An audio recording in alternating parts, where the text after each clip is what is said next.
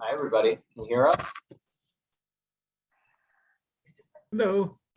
No, just the same dots. I just got two for markup purposes. So I don't have to fumble. Can you guys hear us? Yes. Excellent. So hi, friends. It's hot. We're going to hold these meetings from now on at somebody's house who has air conditioning because I unfortunately do not at the moment. So, oh, perfect. So Kamal, we're coming to your house next for this meeting. Now, today is Wednesday, July 6th, 4 p.m. and 81 degrees. It is the meeting of the City Hudson IDA that I officially call to order. Mr. Hushik, do you want us just to go around round robin for attendance purposes? Please. Okay. Mayor Johnson? Present. Planning Chair Joyner? Present. Majority Leader Moranti? Here. Madam Treasurer? Here. Mr. Wallace? The other Mr. Wallace? Excellent.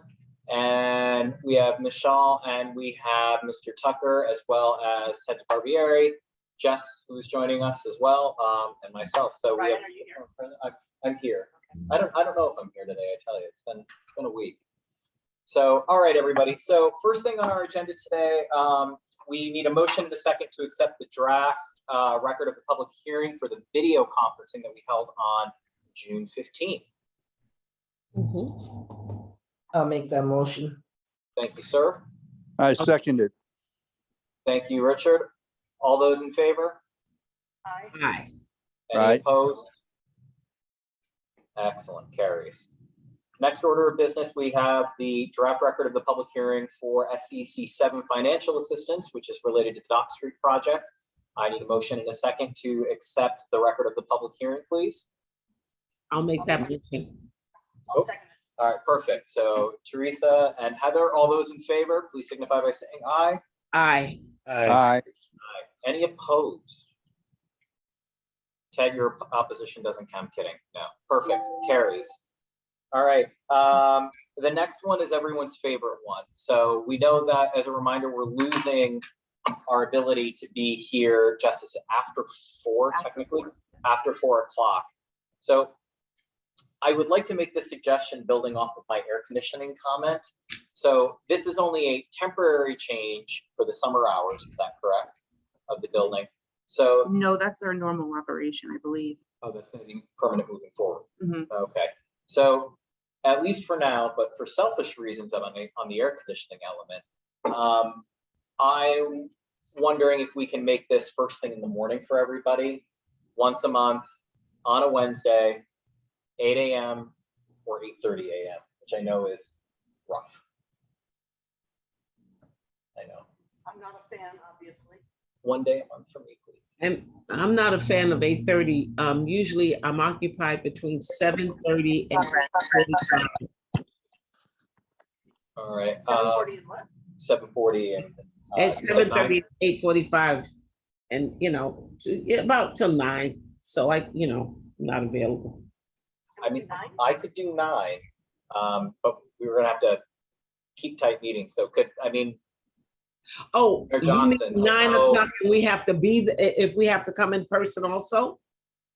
well, we'll get to that about the video conferencing elements too. And Chris, thank you for that added note back on some of that language that we'll discuss in the video conferencing element. But yeah, we would have to be, or sometimes at least you would have to be over here at CEDC for 9 a.m.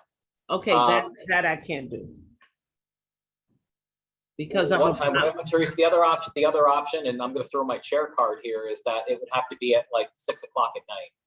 So I'll start eating into people's evenings then, if that's what we have to do. For me, 6 is better. I'm only one person on the board. And we would have to do it at City Hall then, which does present a bit of an issue as long as we are not conflicting with any of the council meetings that we would be having. Mayor Johnson, I know this puts a crimp on you because most of the public hearings and most of your day actually starts at 8 o'clock to begin with and doesn't end, period. So what is feasible within your schedule? I would prefer the mornings, 9:30-ish. Dominic?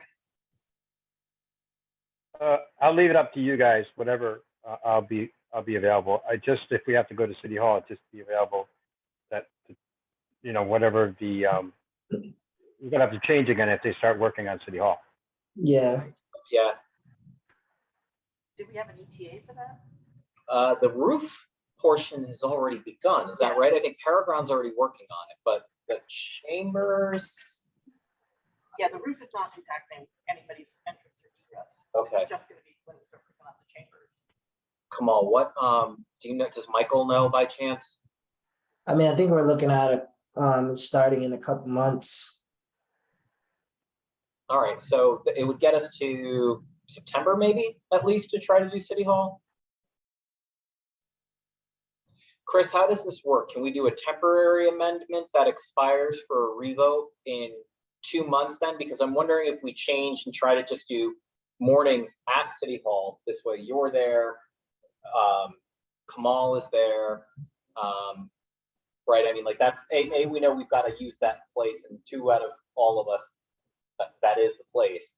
So we can do that, and then we can figure out where we move the meeting to starting in September at that point, whether that's library, Mike's house, what, any of these options here. So 9:30 then? Is that doable? I could do 9:30.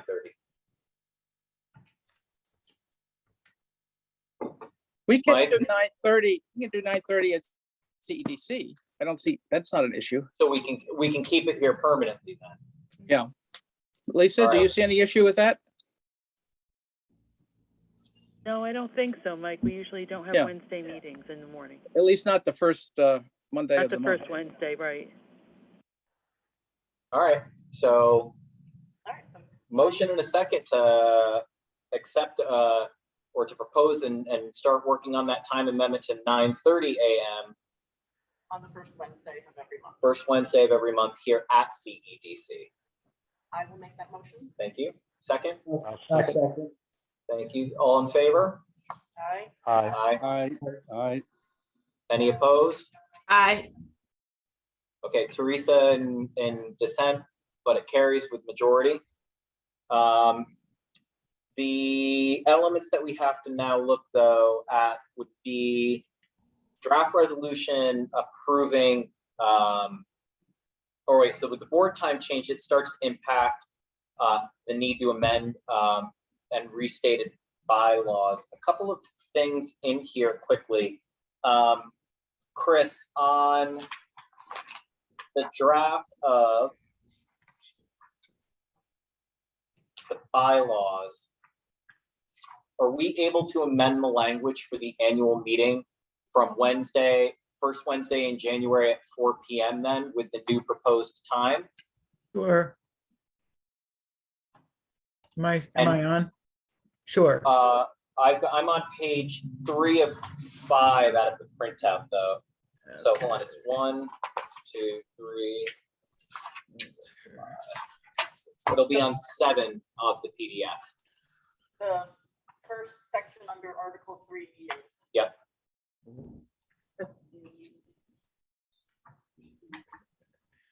That's for the, no, but if we're changing the time, yeah.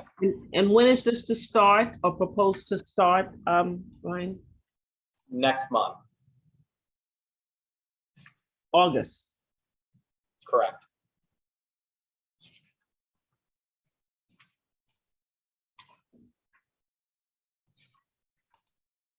So the annual meeting then would be at 9:30? That would be Correct. the idea? Okay. Because it all falls in line with that first Wednesday of how our meetings are already set up. And then the second one, Rules of order. yeah, rules of order number 6.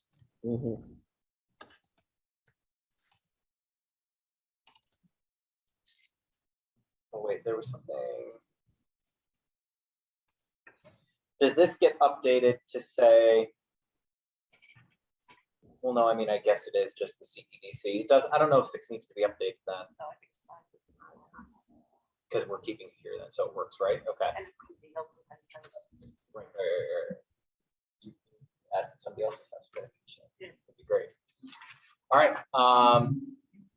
So on that, were there any questions on the revised bylaws other than that time change?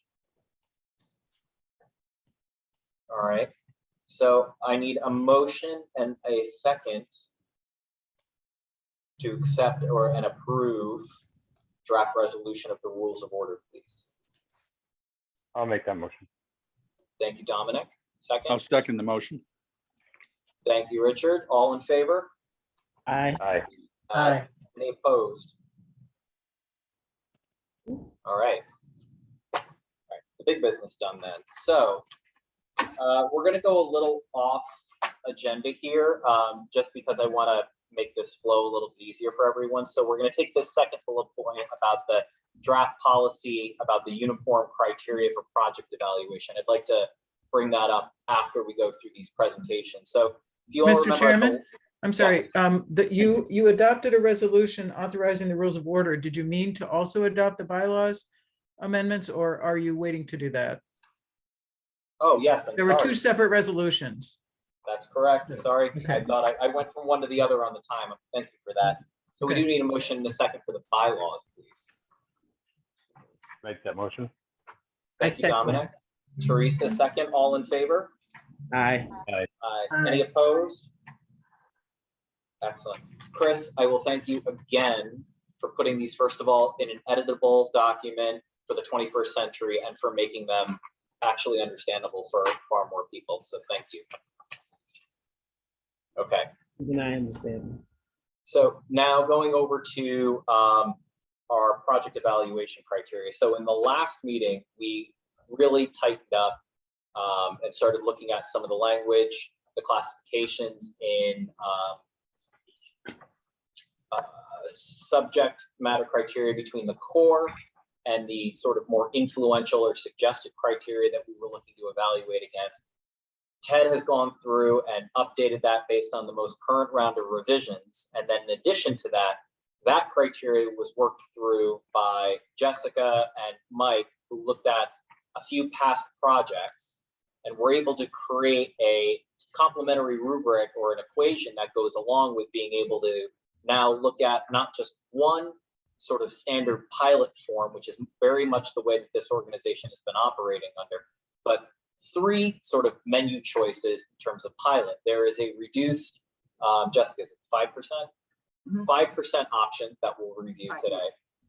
Second is the standard 10, and the third is a much more custom format model. And all of it is based off of how we would grade projects that have been approved already, using the rubric that Ted and the team have been working on, and sort of showing like where that falls in scale comparatively, so that we can offer both of these elements on our website, so that any developer or anybody trying to bring a business here understands that they're not locked into a single serve model, and that there is a little bit more flexibility in terms of what they would be able to achieve financially through the IDA and what they have the opportunity to bring to the city itself. So Ted, I'd like to actually toss it to you quickly to go through what that final rubric is, and then I'm going to have Jess go through a document that she worked up for draft, which we'll send to everybody to digest and then vote on acceptance of at the next meeting. Yeah, sure thing, Ryan. And yeah, I mean, I think the draft, I'm going to sort of go through the version that that Jessica had as the final tab on her spreadsheet. Does that make sense? Just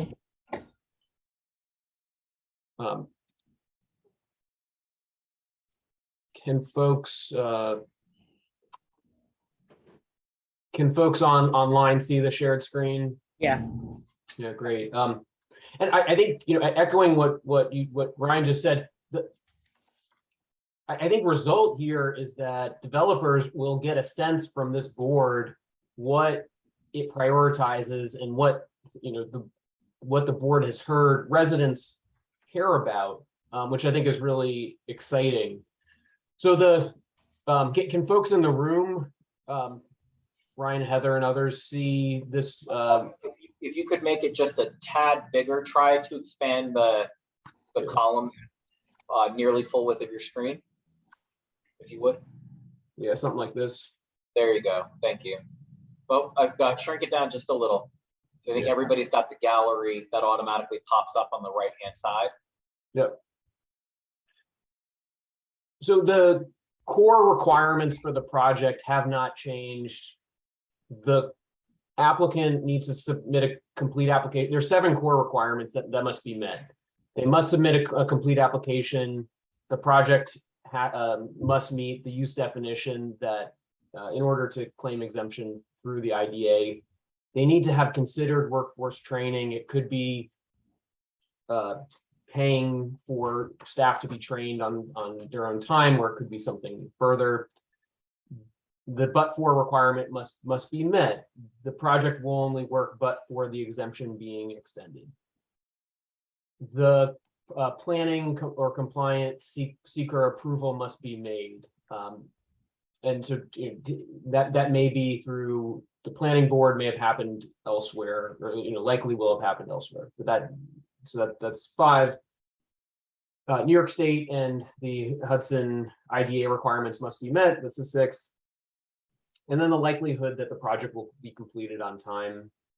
That allows that's the 7th criteria, based on the board's assessment and working with staff to ensure that the project will be met. Those are the initial 7 criteria. All of those must be met in order for the project to move forward. The community commitments, or the second for consideration 2 criteria, allow for a little bit more flexibility in terms of meeting the criteria, the individual criterion. But so the first one is applicant has considered the criteria, evaluated, and engaged community and community partners in making the application. So if they've done that, they get an additional point. The second project community commitment criteria for consideration, so this is for the board consideration, is that specific community commitments have been considered. Examples include, it's a non-exhaustive list, women, minority-owned business participation, equal employment opportunity, workforce utilization, and other important criteria or other important factors to engage with, including inclusionary housing, using regional and city labor, as well as apprenticeship programs. So if the applicant has considered these 2 criteria in these areas, they get additional points. The financial summary is a quick thumbnail sketch of the requested exemption, as well as the dollars to be returned to the tax base. It's a quick summary on what staff will present in once an application is filed elsewhere, but it's a quick reminder to board members about what is being requested. The scaled criteria allows board members to rank or to add points in 7 categories: projected new jobs, permanent jobs retained. And in the past iteration, you saw these were combined. In this one, they've been separated just to allow for new jobs as well as retained to be scored separately. The projected wages, assuming that everyone has to pay minimum wage, above minimum wage points can be awarded. Economic impacts on the city or the county. There's specific criteria here, including retaining businesses, supporting local business clusters, as well as purchasing goods and services from vendors within the city or the county. Specific commitments around workforce training are included, and the scale here as we work down, in this instance, applicant gets 0 points for on-the-job training. They get 1 point for paying upfront for training local workforce. If available, they get additional points for additional investment that they make in workforce training. Affordable housing and environmental commitments are combined here. Just as an example, if there's workforce housing included in a plan, for instance, a project would get 3 points, indicating the importance of workforce housing to the board and to the community. The final category is the unique aspects of the project and the creativity that the project is bringing in terms of a good or service that is joining the community. This reflects a discussion that we had over the spring in terms of looking to diversify the goods and services offered. The scaled score gets added here, and then the total project score is summarized here. Depending on the what score the project reaches, it's then eligible for the different level of benefits that Ryan started talking about. Is that useful in terms of a summary? Any questions? Yes, and I think I just want to go through and call out some of the key changes, and Chris, please jump in with this as well. So some of the language that we had initially had, particularly in areas of like projected wages, we were trying to go with the term like a living wage, but it being so subjective and there not being a universal definition that's accepted by most, we actually started honing in on exactly what those numbers would be. Similarly, we tried to tighten up exactly what the workforce training elements could be based on programs that we had a little bit more reach into, both locally and regionally through the county. And then I believe on the positive impacts element, we tightened up that language to be a little bit more clear, especially in like bucket 2 about like increasing the diversity of like goods or services or businesses, not just for the city, but for the county as well. And I think that's really where we started to focus in on, is that yes, while we are a city IDA, the ultimate reality is that people come to Hudson from all over the county in that aspect. Mm-hmm. So, if you're going to be bringing the job, we hope that the jobs are for the people in the city of Hudson, but the resulting business is so public facing that it is representative of the greater region that we live and operate in. So language has been updated to be less broad and more exact. Chris, anything you want to add to that? You're on mute. Okay, question for Mike, really. The item under the financial summary that says dollars to be returned to tax base, is that really supposed to be the cost benefit final sort of X to a dollar, X dollars per dollar as the sort of quick metric? I'm not sure what's meant by dollars to be returned to the tax base. What do you? Jessica, what were you using when you use that language? I wasn't quite sure what this meant. I'm assuming it's a summary Summary of all the three benefits. Lifetime value returned to the community, right? So when we do our benefit analysis, so I think it should be, I think what it means is the dollars to be returned against the tax base. And so if you looked, it's really a label because you're really using it to define what's incentives requested, total pilot. So I would label that differently if that's what you want. Yep. I mean, we'll relabel it. That's fine. Okay. Yep. I just think it should be clear what you're, and that then should come directly from your impact summary, right? Right. And I think what'll happen is once we see this filled out, we can determine what it really is. I do think the point about having that ratio.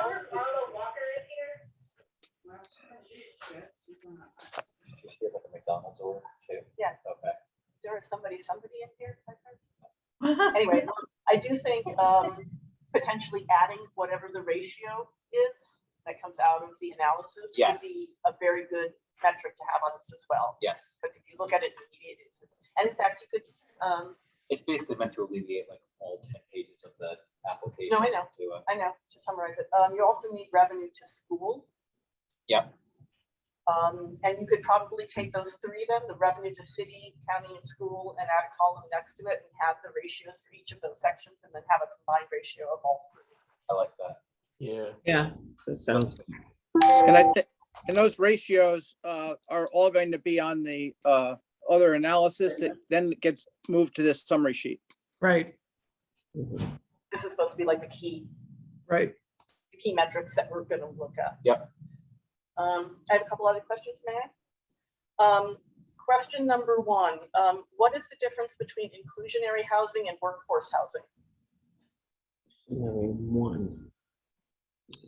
Yeah, that's a great question.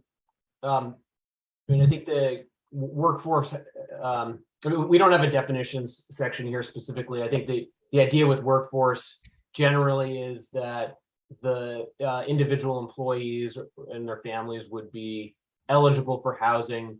Inclusionary, typically individuals who meet certain income thresholds are eligible to rent a certain percentage of apartments.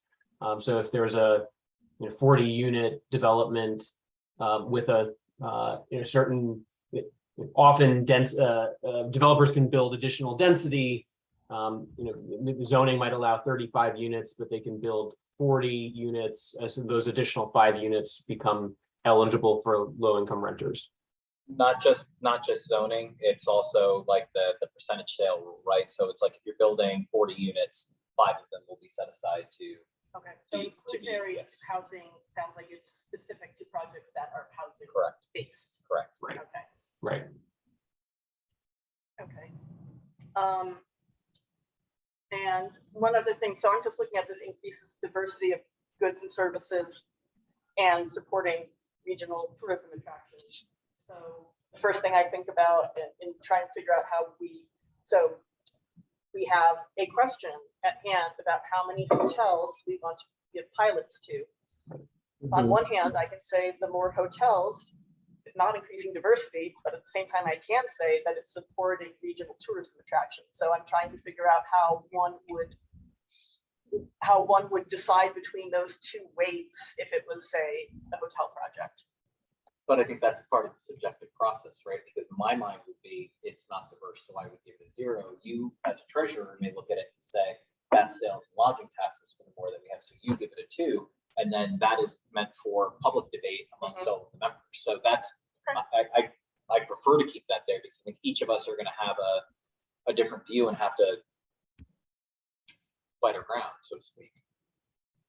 So when you said that, do you mean that the 0, 1, 2, 3 on the scoring, is it 0 to 1 in column 23 or row 23, and then in row 24 it's 0 to 2 points that you can award? So like to get to your points of, you're going to offer 2 points, but then you may offer 1.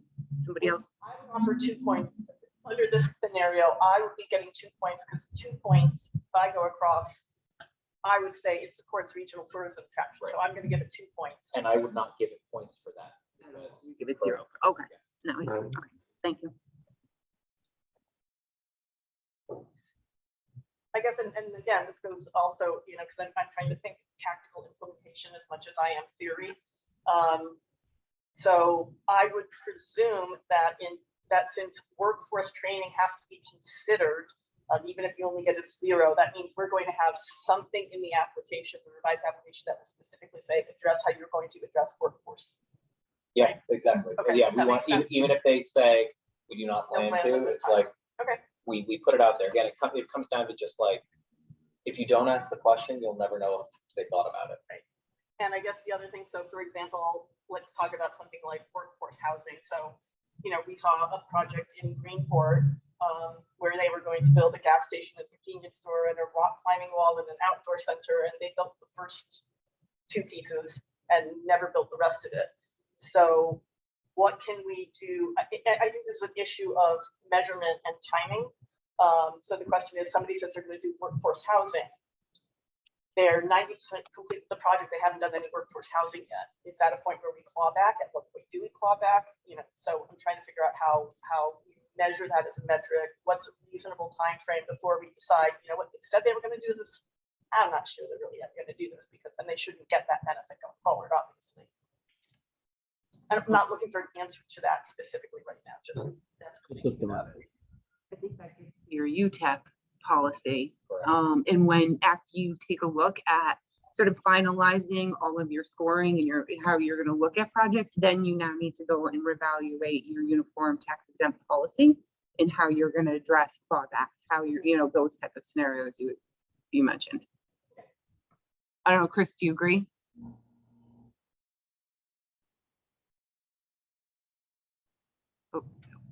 Yeah, I think that it's probably inevitable that there is some element of individual analysis based on the specific project.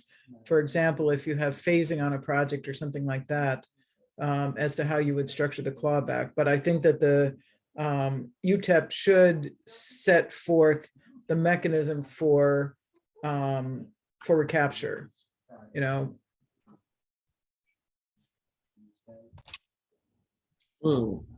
But the I guess actual agreement is going to have to specify how that works in a particular project. I guess the question goes to, if it was something, they didn't do the rock climbing, is that something that the planning board had approved that has to be addressed? Is that something that would come to the IDA? I'm thinking of the Greene County project where, they put an extra floor on the hotel. I think the agreement is going to have to specify that, what are the minimum conditions? That's what we look to put in the recapture agreement. What are the minimum conditions that they have to make in order to be in compliance with the project agreement, right? So specifically, if we were to do that, if the board was to do that in a particular case, it would have to be explicitly stated with respect to that item. Right, and we do that with resolution findings and particular provisions for the recapture agreement for that project. But the policy should guide that. We should have a policy that guides your decision making there.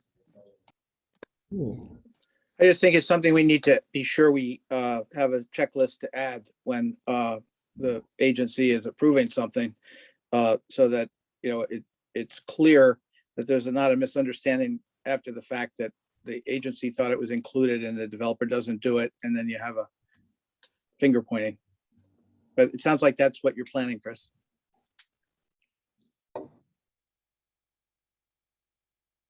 Yes, I Thank think Jessica and I discussed the need to update the application document to elicit the information that you need to do this evaluation. And similarly, we're going to need to make a revision to our standard policy, our standard project document to have some provisions that are sort of fill in the blank, if you will, or at least would capture potential provisions. I don't think we can cover every iteration, but we can add, a placeholder for some of these types of provisions. Yeah. Great. Any other questions on this rubric before we move over to how it would be applied? All right, Jessica, you want to drive? Yeah, so I'm gonna block this for a second. Still here, promise. So this document feeds off of the board evaluation criteria that Ted just went through. It takes a look at this financial summary of project requests and sort of builds off of that and sort of shows all the behind the scenes stuff that happens to come up with what the financial incentives package is. So this first sheet, the idea of this is really to look at the entire financial picture. The blues, you enter this in, whoever is going to be entering this in, you look at, okay, what's the total project cost? In this case, it's entered in as 7.5 million. And then you enter in certain factors that are estimates based on the project. Let's just assume an estimated mortgage amount of, say, 5 million. Construction costs of, say 300 or 3 million. I'm not sure. We'll say 3 million. I am over the project number. But thank you. Nope, perfect. Thank you. So then you come down to, and this shows, it breaks up the mortgage recording text so that you can see the city, county, and state portion of both of those benefits compared to the total. So for mortgage recording tax, a $5 million mortgage, there's a total tax of 62.5 that's broken up right here. That gets, the developer is relieved of, and then the sales tax of the 200,000 and how that is also broken up by the city, county, and state. lower in this spreadsheet, it breaks up the property tax scenario and provides many different scenarios. So just walk through. So this is where you're going to say, okay, the project scenario A shows this is the taxes with no project. Let's say the current assessed value of the property, we'll say, is $1 million. Yep, this is, you would assume that it has an assessed value of $1 million today. And what this does is it projects out with a 2% increase per year. And Mike, jump in, please. You know, I'll kick this off, but feel free to interrupt at any moment. A lot of this is similar to what you've seen previously, members of the IDA, as we evaluated projects. There's just more options here. Oh, perfect. Yep. So then you come over here, which is blocked. Sorry. And yeah, I'm not good with a crappy mouse. I'm gonna just delete this for a second. So then you come over here to the scenario B, which is the project's gonna happen, but you're not gonna provide any property tax exemptions. So this kind of creates that baseline. So let's say estimated assessment, we'll just come up with 300 or $3 million. I think I did too many zeros. I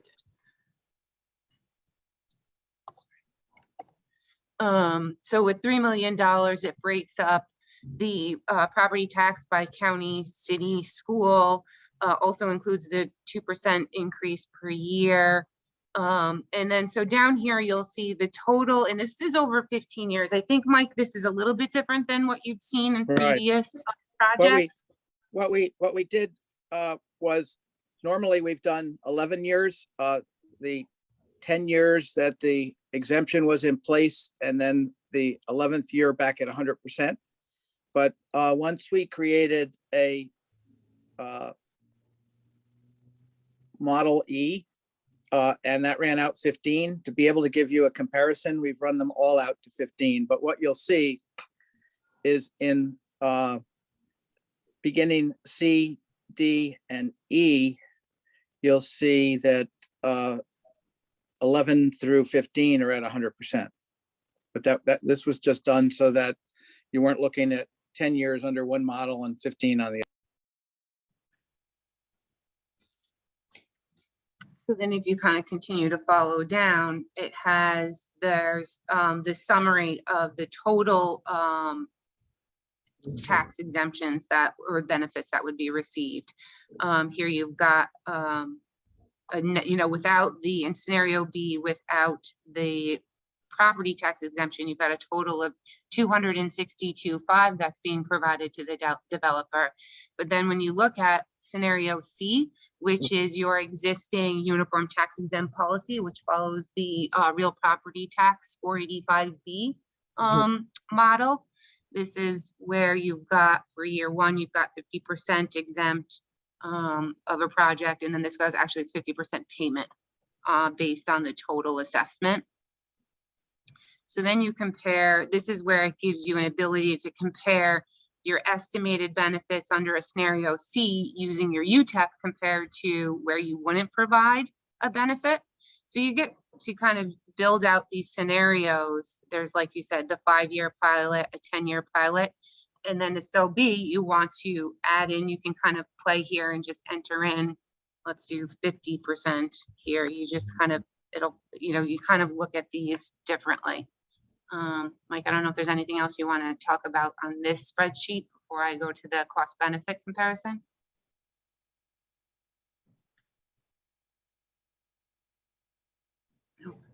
I think what we're just trying to get to here is that we're trying to figure out how, if we're going to look at the evaluation differently, how do we look at what, for lack of a better word, the reward is differently as well, and how can we scale that so that there's a little bit more diversity, and hopefully it starts to attract a wider range, a wider net beyond just sort of a standard cookie cutter approach that we've been operating under for 40 some odd years.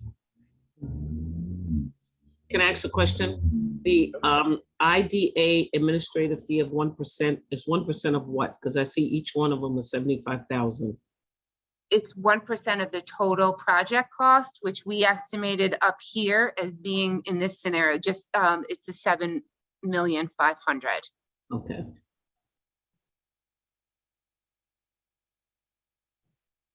So it's based on what the developer's saying their total project cost is. And if you looked at line 13, 14, and 15 in column A, if you can just go back up, Jessica,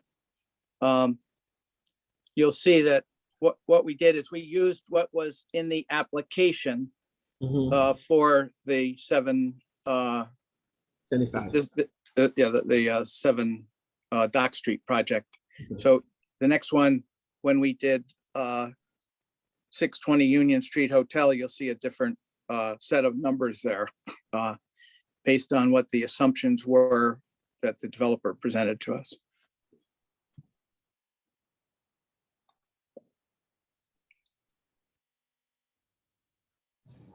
Yeah. And So then I'm thinking that we would, we might want to add a column there where when we break it out, what the total is. So that, it would say estimated mortgage or estimated construction cost amount. And then I see the total is all the way to the right. Okay, that's fine. It's already there. Okay. we can move that around if it's easier to follow. And we'll go into, so now all of this information you're looking at primarily just in total, right? The tax, the benefits that would be received. Then you move to this spreadsheet, which shows the cost benefit analysis where it's broken out by the state, the region, the county, city, and school district in each of those scenarios. So I'll just kind of quickly, because I don't want to go down each piece of it, but just looking at, for example, in the scenario C on the prior spreadsheet, it breaks out for this is for your existing UTEP in this project. You can look at here you've got what the total benefits are to the community, and then what the benefits would be in the financial assistance provided to the developer, and comparing that here. And then it goes across, like we said, each of the scenarios breaks it out so you can take a look at what those ratios would be. You can see the regional benefits to cost ratios. Your UTEP scenario, C is 4.01, $4 versus the 5-year would be $5.74 and $2.44. And I think the takeaway that we're actually seeing, like the 5-year could be more profitable for everybody involved versus the standard 10. The 5-year also forces programs and projects to be finished and not linger out there as much. And beyond the 10, the customizable option, if you will, really could figure out a different scenario that works for everybody, especially when you start taking into account any sort of CBA model agreements that they may be directly helping to support organizations within the community that do drive toward our goals that we're trying to support.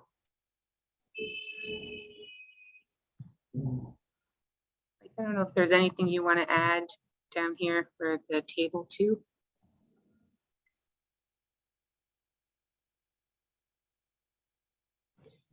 And then all of these then feed into more of a narrative type structure, just a format. It just takes all the same data points and all the same numbers and benefits and just puts it in sort of in a narrative where this can be, it's really just based on choice.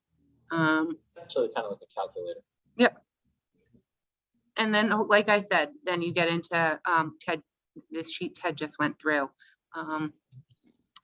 So that's sort of a tool, I think, that you all could use to really evaluate your projects and start to look at what's the benefit you would like to provide.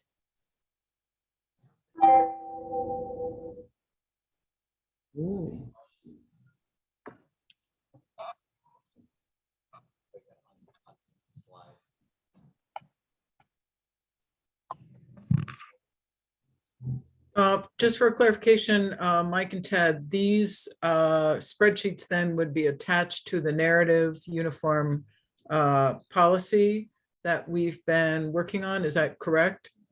So all of these sheets would be attached to that as a template? Is that what you're contemplating? So they become part of the policy document? I think we talked about attaching the matrix, the evaluation. I didn't talk to. Yeah. I mean, that could be internal. I don't know, Mike, what do you think? Well, what we've been doing is we've been posting the evaluations as part of the approval process on the city IDA's website. I suppose you could give a developer the scoring mechanism so they could calculate how, what they would get if they stepped up and did what we're asking them to do versus what they will get if they don't. Well, it's up to you. I just was trying to figure out which, so are we just then going to drop the matrix into the policy document? I just want to finalize the document. Well, I think you could make it an exhibit, couldn't you? You could if you want, but Yeah, just then- with blanks in it. That's the Yeah. idea. If you made it an exhibit, then it's there. And if we want to delete the exhibit on final approval, we can without messing up the document. I don't know that we can decide this right now. And if you want to have it so you can finish the document, I think I'm just suggesting you put it in as an exhibit. I think my suggestion actually would be that maybe it fits better with the updated application. And that, you elicit this information in the application document to make Fine. sure that you're getting all the information that you need for your spreadsheet. And then they can see the calculation. And if they want to, they can make the Right. decision as to how many Right. points they want based on the application process. Right, Great idea. So does that make sense? Put it into the application that you're developing? I think Yes. it's better there. Yeah, okay. Yeah, Criteria so that they can respond accordingly in the application. about- And they need to know what we're considering important so they can decide if they want to make that investment/sacrifice. So I think That's right. And Chris, one of the things that Ted and I had talked about then is I think legally, if this is going to go into the documentation, we need to decide on how we're using the other rubric in terms of, is it the result of the discussion that we average out what those numbers would be, right? So everybody takes the evaluation criteria away, scores it themselves, we debate what it is, and then we all agree on what the final number is? Or is it the average of what each individual board member graded the criteria on that would be the outcome of what the project would receive? Right? Because that process has to be standardized as well.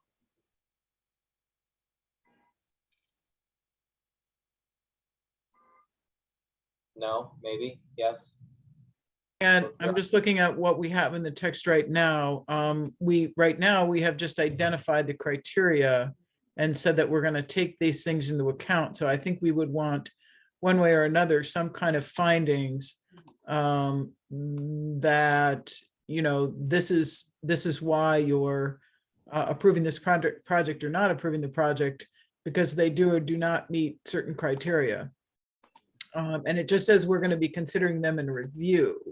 So how the board uses that rubric, whether you decide to use individual scoring and an average, or whether you individually score and then come together and agree on, vote on a joint score. I mean, I think that's going to be a function of conversation. I think the point is that you're meant to take these things into account and consider them.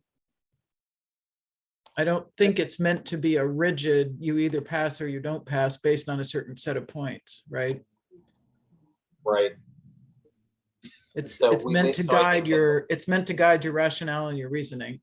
So I think then we leave it up to discussion and sort of final evaluation, and that language would need to be reflected in the any accompanying application or paperwork then, in terms of explaining to them how we're looking at it. Right, and that is really going to have to be, make it into your final, resolution. We're approving it based on X, Y, and Z. And these are the approval criteria that we're going to look to see in the project agreement as a result of that, right? Because if somebody is, is specifically getting additional assistance because they have, pick a number, positive impacts because of a particular element of the project, such as,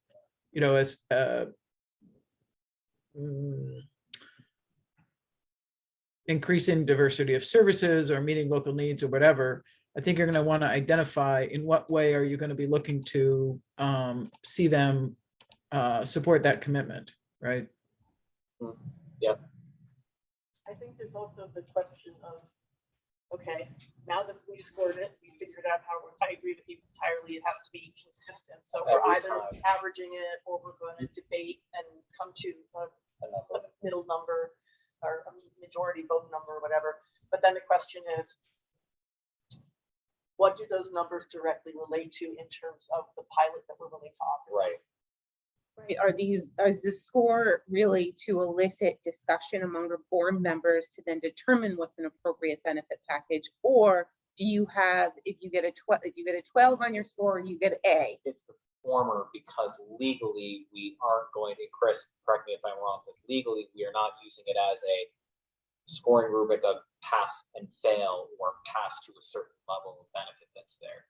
It's really meant so that we're not rubber stamping everything moving forward, and that not only are we making sure that the programs are inclusive of the issues that are that we need to address within the community, but that the developer or the applicant rather is also understanding that these are correct, the priorities of the community that they're applying for a tax break. Right. I mean, you could do that. You could say, if you meet these 3 things, you get a 10-year pilot, period, if that was what you wanted to do. So I think that's up to the board, how you want to tie the findings to the ultimate tax exemption policy. And I think the answer is probably somewhere in between, maybe, because it makes me uncomfortable to say, oh, we're just going to use this to sort of get a feel for it, because then what if one person's 12 is worth a 10-year pilot and another person's 12 is worth a 15-year pilot? Right. So how do you make sure that there's parity in terms of the things that we value as well? So do you want to take a stab at looking at what the outcomes would be then? Yeah. Can I task you with that? Absolutely. Okay. So Jess will take that as an action item for our next meeting then. And then I think we can adopt or vote to at least adopt and begin to amend so that we have these locked. Right, Chris? I think those will be our next elements, correct? Can you repeat what you said? Brian? Yeah, no, just that. So in terms of making sure that we have correlating scores that we've agreed on, it determines the sort of economic benefits, 5-year, 10-year, or custom pilot package, if you will, that the developer would be eligible for. And to Heather's point, it's that somebody could come in with just a very standard ask and say that it's worth a 10-year pilot, but somebody else could come in with a similar ask and it's actually better with a 15-year pilot at the end of the day because of how they score. So we want to make sure that there is a standardization in the process by which the resulting number on the document that Ted presented sort of opens the door to the options that we can afford them out of pilots and financial mechanisms that we control. Okay. Right. One thing that you might want to consider too, if we could jump back, Jessica, I don't know if it's possible for you to put up the A through F, but when you do that analysis, you're going to see that there's a dollar delta between each of the scenarios. And you're basically putting, depending on the size of the project, if we go down and we look at C on this one, and we look at the estimated benefit, and we go down just a little bit more, I guess. Let's see, I can wait up. Okay. We did put the IDA fee outside of it because that does not technically go to either the city, county, or school district. It goes to the IDA, which is an affiliate of the IDA. But if you looked at this, the delta between the net estimated benefit, in the build your own case on the 15-year grand pilot is 687 versus the 5-year pilot of 379. So basically, the delta there is $313,000. So that's going to be the sliding scale based on the point system that will, if you do nothing, you versus doing everything, there's $315,000 in this particular model, which is only a $7.5 million project. That the developer, he or she is not going to want to give up the full amount to get that benefit because it washes itself out at a certain point. Don't know if I was clear on what I was trying to suggest here. No, I think so. I mean, I think interpreting it a little differently, it's that, yes, they can lock in for a 15-year or get the benefits within 5. And what are the alternatives that, I mean, Right. This is where the grading system comes in and some of the CDA elements, because then it's like, what are the other programs that they can prop up to essentially make back the benefit? Right. But at Right. some point, Like, it may, we have it actually gives us 2 things, time and money. right. And that's what any business person is balancing, the use Correct. of time, use of money over time. Correct. But I just wanted to, give you a magnitude of the delta. Mike, you've got a 5-year, a 10-year, and then really another 10-year in this set of scenarios, if I'm reading this correctly. Well, no, what you have to do is column C is what we did. That's locked in. That's what the guy got. Oh, so is it We meant? were using, this is not a forward-looking analysis. This was a request to take the 2 existing projects to show. Right. Right. So the models that we were thinking about in terms of assigning points or whatever, having some ranges would be a 5, a 10, and a 15. Is that what you're thinking? Yes. Is? I mean, Okay. that's what this projects. Okay. It's up to the agency, of course. And what we were doing was, the reason we start at 30% in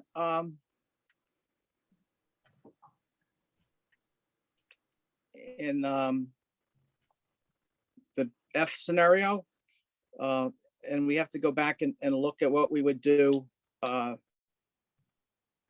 in E. Remember, we don't want anyone to be paying less than is currently being collected for, if it's a vacant piece of land, if it's an unimproved building or a building that gets renovated. We've never entered into an agreement where the pilot resulted in the city, county, and school district getting less than they were getting at the time that before the project was approved. So we do have to figure out some scenario, and it may be that we just put the full tax payment in until it gets to that point. What we've been doing in the text of these agreements is specifying that the year 1 in your schedule is when construction is complete, and that until that, we have a tax at the current rate. Right, but then in the year that construction is complete on the 10-year model, which is really the county's model for industrial and commercial projects, Mhm. the city, county, and the total taxes would be 0, right? So we have, and it wouldn't, and if the taxes are currently going over to A, Jessica, I think the taxes are currently, in this particular example, 26,000. You would want to find a way where, with maybe the first 3 years, they have to pay 26,000, which would, increase the overall tax, but I want to be sure the city, county, and school district doesn't find themselves in a situation where it goes from 26,000 to 0 to 7,700 to 15,000 to 24,000. Right. So we do have to figure that out. And maybe it's just that it will never be less than, and the model is adjusted when you put it in the document. Right. Yeah, But that's, it's kind of a Heather and I footnote. are- Mike, Yeah. Heather and I are saying, I think if one option could be that we just set thresholds. Yeah, okay. So any other So if- comments?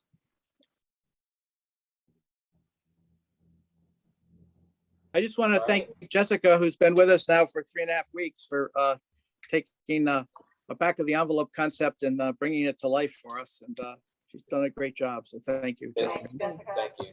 It looks awesome. It's digestible, and I mean, I think it illustrates exactly what we're trying to achieve in terms of like advancing business model, if you will. So, And it seems you're having no technology issues with me gone. So thank you. Yeah, no, this is great. I think that you guys are headed in a great direction, and exciting to kind of be part of that. So happy to take a stab at sort of what comes after this or Yeah. what the results are. So I might even independently reach out to all of you just to ask questions, just as I sort of try and formulate what that looks like, just to get something on paper. Awesome. Thank you. Okay. Hey, I know Ted had to drop. Actually, can we stop sharing? I'm sorry. I know, this is the beauty of Zoom. There we go. Yeah, oh no, he's still here. So I'd asked Ted to send a scope of work for the CBA element for us to sponsor. So I just want to get a cost on what it is. That's community benefits agreement. We need to adapt it to be more Hutsified, if you will, localized. But we don't. Why is the IDA paying for that if it's a tool that we can't actually use? The planning board and the zoning board, right? No, but it is for us as well, because it needs to be handed to the developers or the applicants so that they have some form of idea, right? Because yes, planning and zoning also benefit from it, but they don't have the coffers in the way that we do, or ultimately it lands on us because they're all going to want the pilots. So I'd rather us take the step on localizing that and putting it out there. And I don't necessarily believe it'll be all that expensive, because I know that he's also been in touch with the organizers of that first one to see if they'll just grant us permission to really rip and replace where appropriate. So, and on that note, are there any other elements of business from the board members before I open it up for public comment? No, nothing. All right. So with that, I'll open up the floor for public comment.